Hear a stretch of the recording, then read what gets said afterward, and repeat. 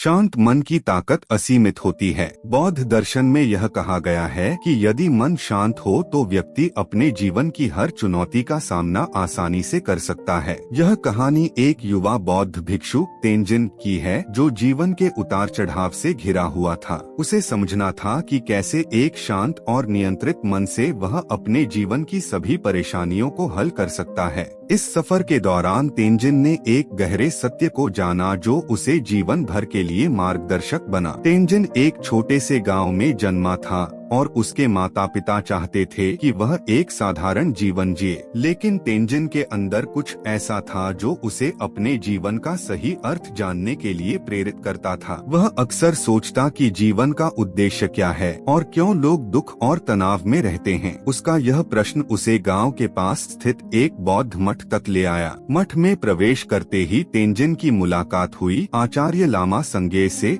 जो मठ के प्रमुख थे। संगे लामा ने तेंजिन की जिज्ञासा को देखा और उसे सिखाया कि जीवन का सबसे बड़ा सत्य मन की शांति में छिपा हुआ है। तेंजिन ने ध्यान का अभ्यास करना शुरू किया। शुरू में उसे कठिनाई महसूस हुई। मन इधर उधर भटकता, कई प्रकार के विचार आते और वह अपने लक्ष्य से भटक जाता। लेकिन संगे लामा ने उसे सिखाया कि ध्यान का सार अपने विचारों को नियंत्रित करने में नहीं, बल्कि उन्हें स्वाभाविक रूप से जाने देने में है। संगे लामा ने कहा, जैसे जल प्रवाहित होता है वैसे ही विचार भी आते और जाते हैं, लेकिन तुम जल की धारा को नियंत्रित नहीं कर सकते। तुम्हारा कार्य बस यह है कि तुम उस धारा को देखो और शांत रहो। तेंजिन ने अपने अभ्यास में ध्यान देना शुरू किया। एक दिन वह ध्यान करते हुए बहुत विचलित हो गया। उसके मन में विचारों का तूफान उठा, भविष्य की चिंताएं, अतीत के पश्चाताप और वर्तमान की समस्याएं। वह समझ नहीं पा रहा था कि कैसे शांत रहे। वह संगे लामा के पास गया और कहा, आचार्य, मैं इसे नहीं कर सकता, मेरे मन में बहुत शोर है। संगे लामा ने मुस्कुराते हुए कहा, यह शोर बाहर से नहीं आता, यह तुम्हारे भीतर से आता है। जब तक तुम इसे स्वीकार नहीं करोगे तब तक यह तुम्हें परेशान करता रहेगा। संगे लामा ने तेंजिन को सिखाया कि शांत मन का अर्थ यह नहीं है कि आपके आसपास का शोर समाप्त हो जाए। इसका मतलब है कि आप उस शोर को स्वीकार करें और उसे जाने दें। स्वीकृति ही शांति की पहली सीढ़ी है, उन्होंने कहा। तेंजिन ने यह बात समझी और धीरे धीरे उसने अपने विचारों को स्वीकृति देना शुरू किया। उसके भीतर के शोर ने उसे अब परेशान नहीं किया। वह जान गया था कि यह शोर स्थायी नहीं है, यह बस एक गुजरता हुआ चरण है। उसे बस उस क्षण में जीना था और अपने विचारों को मुक्त छोड़ देना था। कुछ महीनों के अभ्यास के बाद